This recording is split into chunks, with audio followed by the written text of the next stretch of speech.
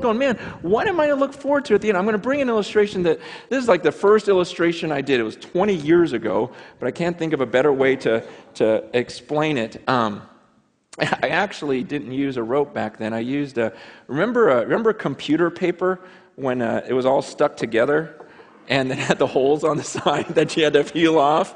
Remember that? I remember getting a roll, and some of you guys have no idea what I'm talking about, which is crazy to me. But because that was the best, and it never worked right because of the rolling things. But I remember being a youth pastor, and I put that computer paper all the way around the room, and but I'm going to use a rope now because I can't find that computer paper. Imagine this rope. Okay, pretend this rope just goes on forever. Okay, just imagination. Pretend it goes around the world a few times. It doesn't. It ends at the rock. But let's just imagine this thing goes on forever. Now imagine that this rope is a timeline of your existence. You just exist forever. You see this red part? This would represent your time on earth. You've got a few short years here on earth, and then you've got all of eternity somewhere else. This is your existence. And what blows me away is some of you, all you think about is this red part.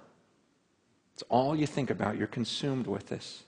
You go, oh man, I can't wait till here. You know, I'm going to work hard. I'm going to save so I can really enjoy this part right here. And you're consumed with that. And you're thinking, oh man, am I going to get to travel? Am I going to eat well? Am I going to do this during this part? And I'm like, are you kidding me? What about this? What about this? What about all this stuff? It's crazy to me because the Bible teaches that what I do during this little red part determines how I'm going to exist for millions and millions and millions of years forever. And so why would I spend this little red part trying to make myself as comfortable as possible, enjoying myself as much as I can? Paul says, look, I'm going to live my life for this mission. I'm going to spend my life, invest my life for this moment when I cross that finish line. See, I'm going to forget about all this stuff I could enjoy, and I'm not going to look around. I'm going to be like a runner, just looking at that moment when I face God, because when I face Him, then I don't get this chance over again. We get one chance at this life on earth, and it can end at any second for any of us. We've got one chance at this, and then comes eternity. And I'm not going to be fooled. I'm not going to spend my life down here. See, people look at some of my decisions and go, oh, you're so stupid because that's going to really affect this. I go, no, you're stupid because it's going to affect all of this. Man, I'm serious. I look at the way people live and I go, wow, that is so crazy. You are so crazy. You're going to do that right now, just to enjoy right now, not even knowing if you have tomorrow, and you think that's smart and that I'm dumb?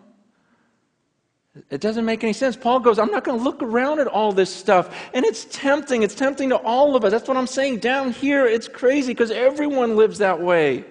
Everyone lives for the red part. No one's thinking about the millions of years afterwards. It's just this crazy deception that we can't get out of our minds. And Paul goes, I'm not doing that.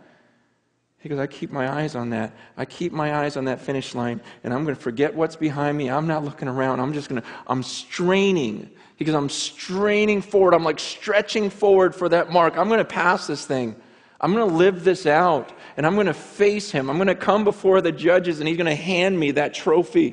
He goes, I'm going to get it. And I haven't gotten there yet. He goes, but you better believe I'm using every muscle, exerting every bit about me, because I'm going to pass that line well.